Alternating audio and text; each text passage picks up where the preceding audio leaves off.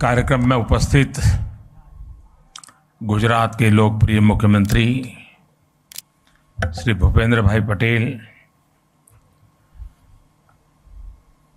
कालिका माताजी मंदिर ट्रस्ट के प्रेसिडेंट श्री सुरेंद्र भाई पटेल, राज्य सरकार के मंत्री भाई पूर्णेश मोदी, यहाँ उपस्थित सभी वरिष्ठ पूज्य संतगण, सभी श्रद्धालु साथी, देवी और सज्जनों, आज कई वर्षों के बाद पावागढ़ मां काली के चरणों में आकर के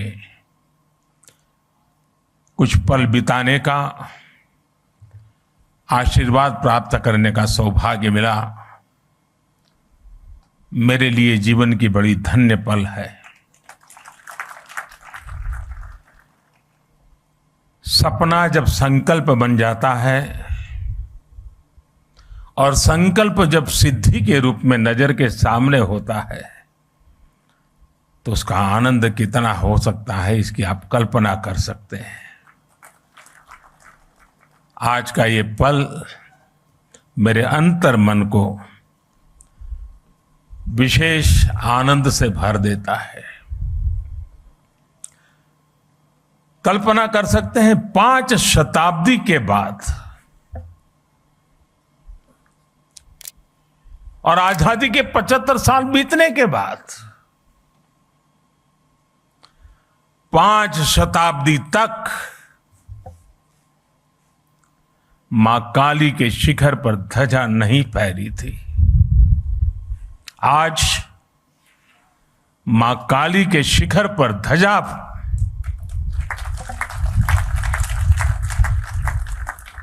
ये पल हमें प्रेरणा देती है, ऊर्जा देती है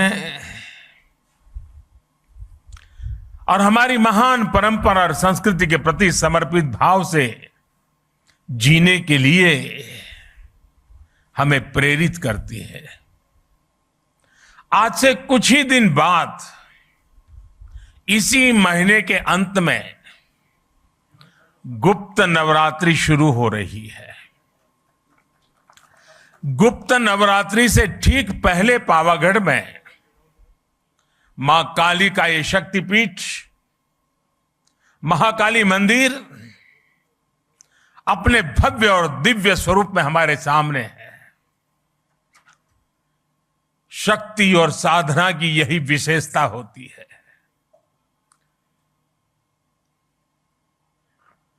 गुप्त नवरात्रि है, लेकिन शक्ति सुप्त नहीं होती है, शक्ति कभी लुप्त नहीं होती है। जब श्रद्धा, साधना और तपस्या फलीभूत होते हैं तो शक्ति अपने पूर्ण वैभव के साथ प्रकट हो जाती है। पावागढ़ में महाकाली के आशीर्वाद से हम गुजरात और भारत की उसी शक्ति का प्राकट्य देख रहे हैं। आज सदियों बाद महाकाली का ये मंदिर अपने विशाल स्वरूप में हमारे सामने हमारे मस्तक को भी ऊंचा कर देता है।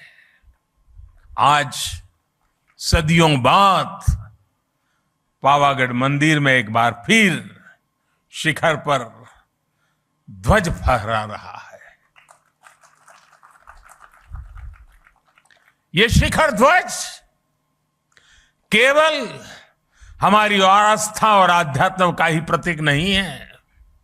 ये शिखर ध्वज इस बात का भी प्रतीक है कि सदियां बदलती हैं, युग बदलते हैं, लेकिन आस्था का शिखर शाश्वत रहता है।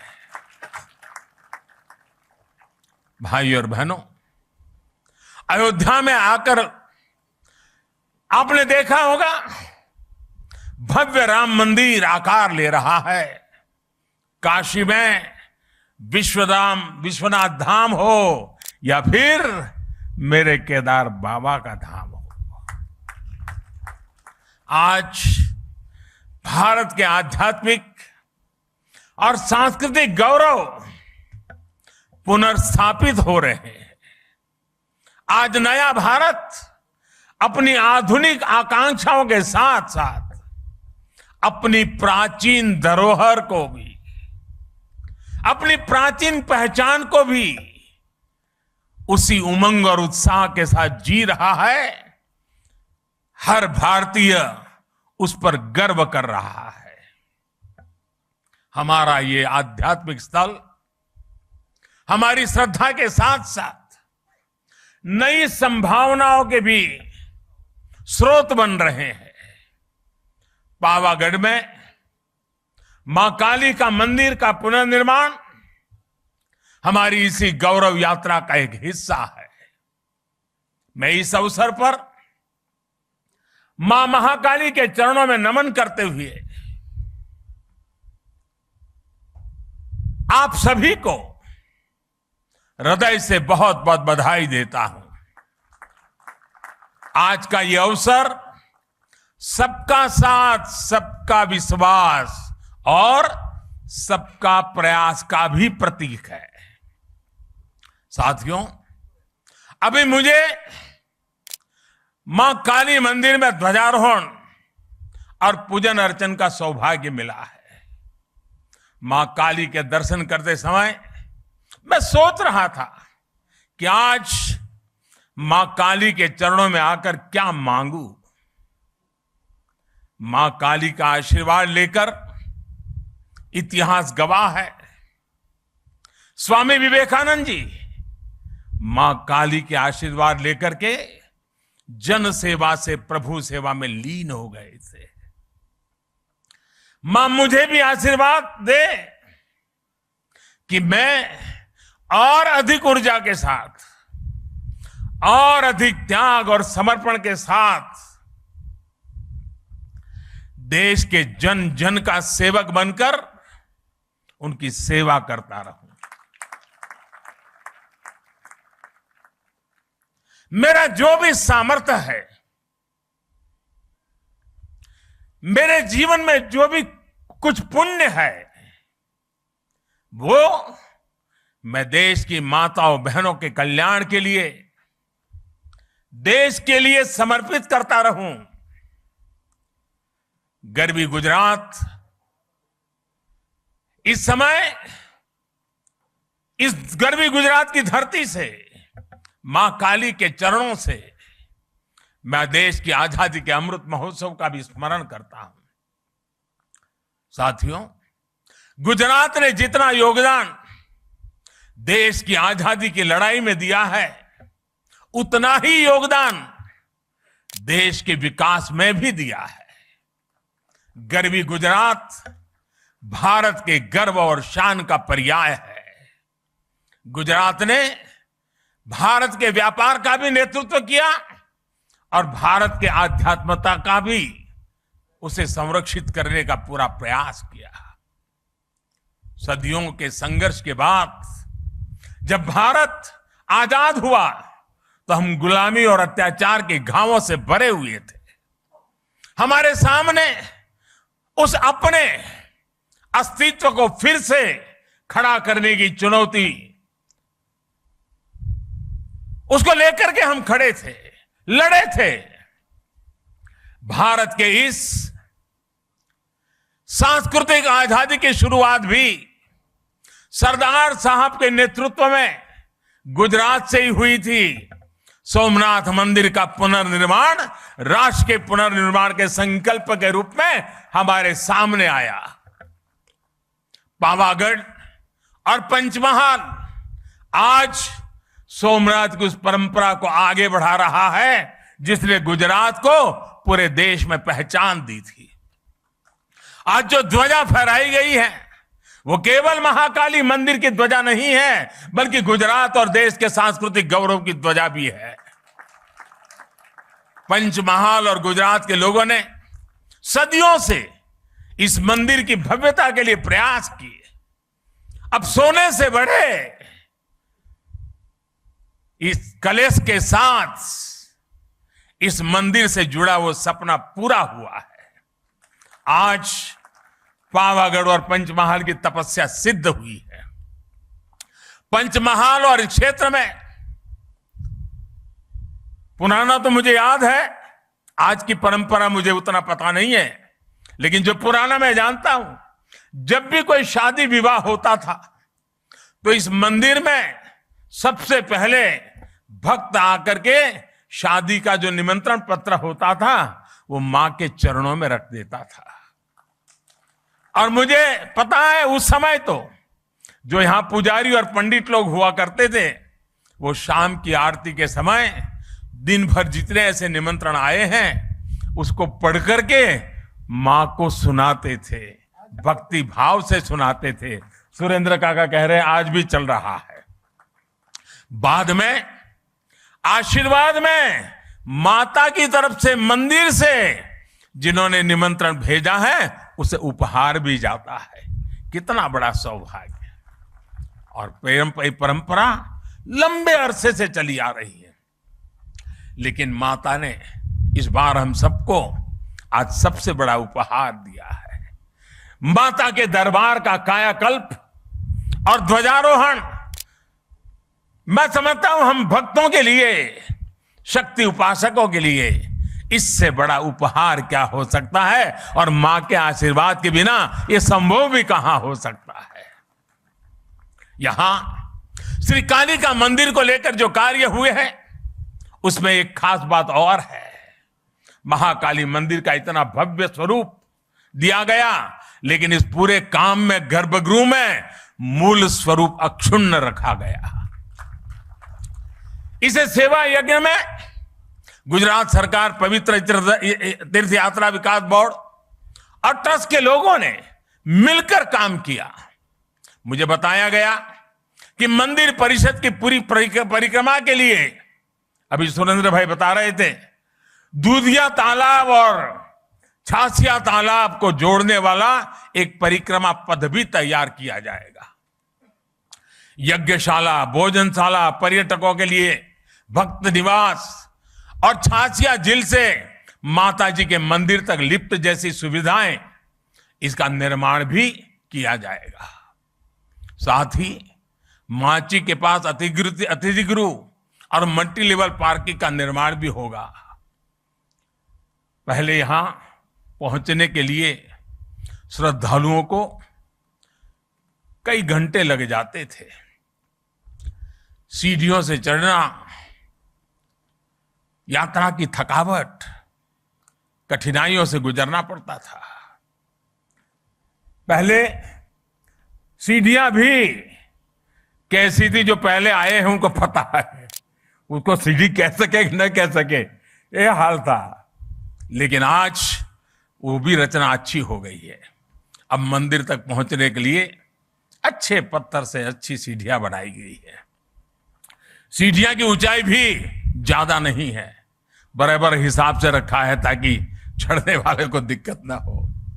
पहले मंदिर परिषद में 2 दर्जन लोग भी एक साथ नहीं पहुंच पाते थे। आज 100 से भी ज्यादा लोग एक साथ यहां आ सकते हैं, पूजा अर्चन कर सकते हैं।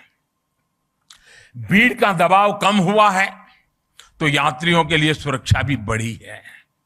मंदिर परिषद के विस्तार से भगदड़ जैसी घटनाओं से भी बचा जा सके, और हमें निरंतर जागरूक रहना ही पड़ता है ऐसी जगह पे। और अब तो इसके बाद शायद यात्रियों की संख्या बढ़ जाएगी, हमें उन सारी व्यवस्थाओं की चिंता करते रहना पड़ेगा। और मैं अभी से सभी काली भक्तों से प्रार्थना करता हूं कि अनुशासन का पालन करना होगा, क्योंकि कठिन जगह है, कोई हादसा न हो जाए। पहले कई बार हादसे होते थे, बड़ी चिंता सताती थी, लेकिन मां के आशीर्वाद से फिर गाड़ी चल पड़ती थी।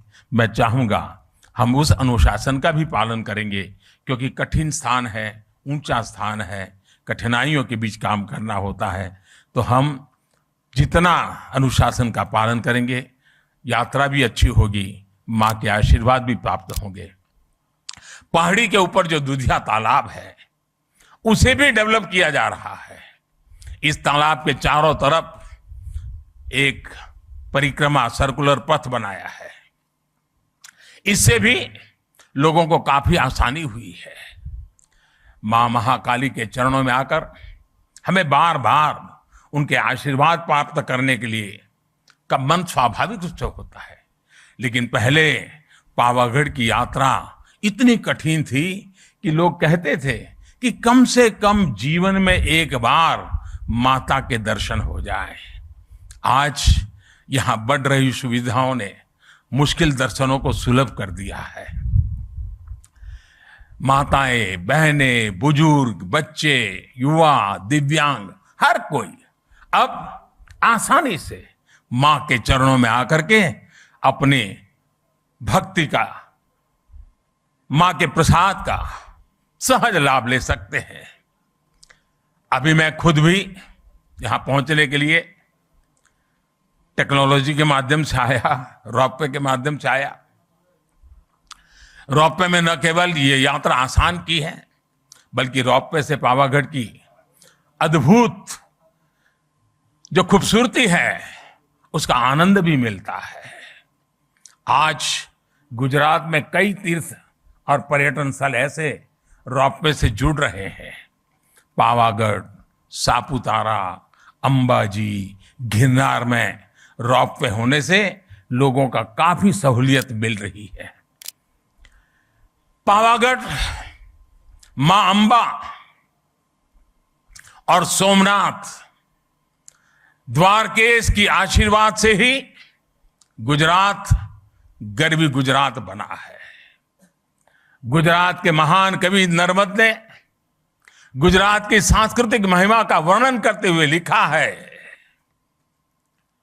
उत्तर मामा अंबा मात, पूरब मां काली मात, छे दक्षिण दिशा मां करता रक्षा कुंतेश्वर महादेव ने सोमनाथ ने द्वारके से पश्चिम केरा देव छे सहाय मां साक्षात जय जय गरवी गुजरात। आज गुजरात की यही पहचान आसमान छू रही है। कवि नर्मद ने गरवी गुजरात की पहचान के रूप में जिन सांस्कृतिक केंद्रों का नाम लिया है, आज वो सभी तीर्थ एक नई विकास यात्रा पर आगे बढ़ रहे हैं। आस्था के साथ साथ तीर्थों और मंदिरों के विकास में आधुनिक तकनीक का इस्तेमाल किया जा रहा है। सभी तीर्थों पर यात्री सुविधाओं का विकास किया गया है। गुजरात के तीर्थों में अब दिव्यता भी है, शांति भी है, समाधान भी है, संतोष भी है, और इससे बड़ा सुख क्या हो सकता है। अगर माता के ही मंदिरों की बात करें, शक्ति के सामर्थ्य की बात करें, तो हम गुजरात के लोग इतने भाग्यवान रहे हैं। और मां शक्ति की पूजा करने वाले भक्तों के लिए गुजरात में तो पूरा एक शक्ति चक्र है, एक शक्ति रक्षा चक्र है। गुजरात का रक्षा कवच के रूप में वो काम कर रहा है। गुजरात के अलग अलग क्षेत्रों में विराजमान शक्ति रूपेण माताएं गुजरात का निरंतर आशीर्वाद देती हैं और गुजरात की रक्षा करती है। बनासकांठा में मां अंबाजी, पावागढ़ में मां काली, चोटीला में चामुंडा मां, ऊंझा में उमिया मां, कच्छ में के माताजी नो मढ़ आशापुरा मां, नवसारी के पास उनाई माता, डेडिया के पास देवमोगरा मां, भावनगर के पास खोडियार मां, महसाना के पास बहुचर मां, उधर हमारे खोड़ल धाम, उधर उमिया धाम, गिरनार के ऊपर अंबा मां, अनेक माताएं हर कोने में हमें निरंतर आशीर्वाद है। यानी हम कह सकते हैं कि हम पर एक शक्ति का आशीर्वाद है। अंबाजी में गब्बर फुट हिल्स, अभी हमारे भूपेंद्र भाई वर्णन कर रहे थे, 3D वीडियो प्रोजेक्शन मैपिंग की शुरुआत की गई है। साथ में महाआरती भी शुरू की गई है। केंद्र की प्रसाद योजना के तहत गब्बर तीर्थ का पुनरुद्धार भी किया जा रहा है। अंबाजी मंदिर परिसर के विकास की योजना पर भी काम चल रहा है। कोटेश्वर महादेव मंदिर, रिंछड़िया महादेव मंदिर, जैसे पुण्य स्थानों का विकास भी किया जा रहा है। अभी कुछ समय पहले मुझे सोमनाथ मंदिर में भी कई विकास कार्यों के लोकार्पण का अवसर भी मिला था। द्वारिका में भी घाटों, यात्री सुविधाओं और मंदिरों के सौंदर्यीकरण पर भी काम किया गया है। पंचमहाल के लोगों से मेरा आग्रह होगा, बाहर से जो भी श्रद्धालु यहां दर्शन करने आए, उनको आप अपने राज्य के इन सभी स्थानों पर जाने के लिए जरूर कहिएगा। माधोपुर में जहां भगवान श्री कृष्ण और रुक्मिणी का विवाह हुआ था, वहां रुक्मिणी मंदिर का पुनर्विकास भी किया जाएगा। अभी अप्रैल के महीने में जैसा भूपेंद्र भाई ने बताया, हमारे राष्ट्रपति जी ने माधोपुर गेट मेले का उद्घाटन करके वो स्वयं यहां आए थे। तीर्थों का ये विकास केवल आस्था के विकास का विषय तक से ही सीमित नहीं है, बल्कि हमारे तीर्थ समाज की गतिशीलता और राष्ट्र की एकजुटता के भी एक बड़े महत्वपूर्ण जीवंत प्रतीक है।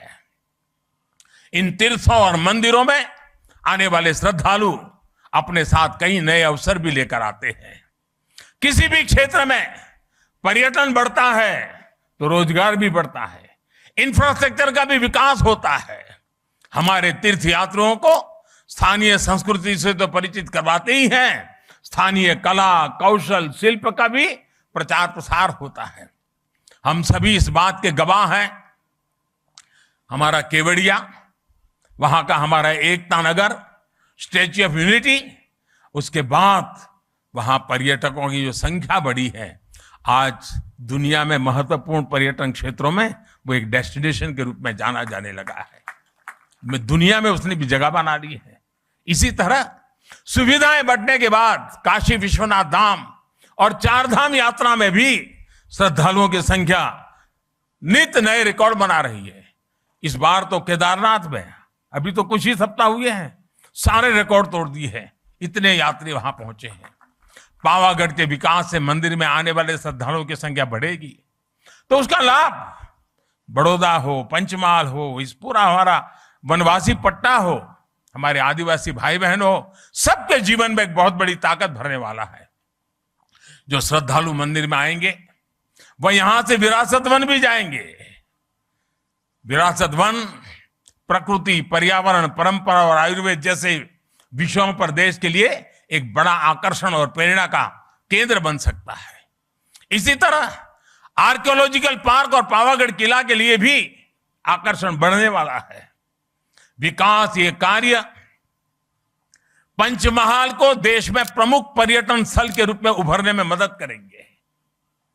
पावागढ़ में अध्यात्म भी है, इतिहास भी है, प्रकृति भी है, कला संस्कृति भी है। यहां एक और मां महाकाली का शक्तिपीठ है, तो दूसरी ओर जैन मंदिर की धरोहर भी है। यानी पावागढ़ एक तरह से भारत के ऐतिहासिक विविधता के साथ सर्वधर्म समभाव का केंद्र रहा है। यूनेस्को ने चांपानेर के पुरातत्व स्थल को विश्व धरोहर, वर्ल्ड हेरिटेज के रूप में स्थल के रूप में इस साइट को दर्ज किया हुआ है। यहां बढ़ता हुआ पर्यटन यहां की पहचान को भी और मजबूत करेगा। पंचमहाल में पर्यटन की संभावनाओं के साथ साथ यहां के युवाओं के लिए बड़ी संख्या में नए अवसर तैयार होने वाले हैं। हमारे आदिवासी भाई बहनों के विशेष रूप से रोजगार के नए अवसर आने वाले हैं। आदिवासी समाज की कला, संस्कृति और पारंपरिक कौशल को भी नई पहचान मिलने वाली है। और हमारा पंचमहाल तो बैजू बावरा जैसे महान गायकों की धरती रहा है। वो प्रतिभा आज भी यहां की मिट्टी में है। जहां विरासत, वन और संस्कृति मजबूत होती है, वहां कला और प्रतिभा भी पल्लवित होती है। हमें इस प्रतिभा को भी उभारना है, नई पहचान भी देनी है। चांपानेर वो जगह है जहां साल 2006 में गुजरात का गौरव बढ़ाने वाली ज्योतिर्ग्राम योजना की शुरुआत हुई थी। मैं जब मुख्यमंत्री बना तब लोग मुझे कहते थे, साहब कम से कम शाम को खाना खाते समय बिजली मिले इतनी व्यवस्था करो। यही मां काली के चरणों में बैठ करके हमने ज्योतिर्गाम योजना से गुजरात में और देश में पहली बार 24 घंटे घरों में बिजली पहुंचाने में सफलता प्राप्त की थी। और तब उस समय के हमारे राष्ट्रपति श्री एपीजे अब्दुल कलाम जी उस कार्यक्रम में आए थे और उनके कर कमलों से हमने उसको लॉन्च किया था। ज्योतिर्गाम योजना ने गुजरात के विकास में एक नया अध्याय जोड़ा। इस योजना की वजह से गुजरात के लोगों को 24 घंटे बिजली मिलना शुरू हुआ।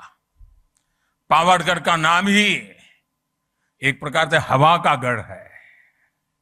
यहां वासुदेव की विशेष कृपा रहती है। मुझे विश्वास है कि हमारे सांस्कृतिक पुनरुत्थान और विकास की जो हवा पावागढ़ में बह रही है, इसकी महक भी पूरे गुजरात और देश में पहुंचेगी।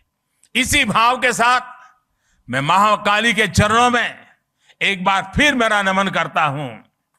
आप सभी को भी एक बार फिर बहुत बहुत शुभकामनाएं देता हूं।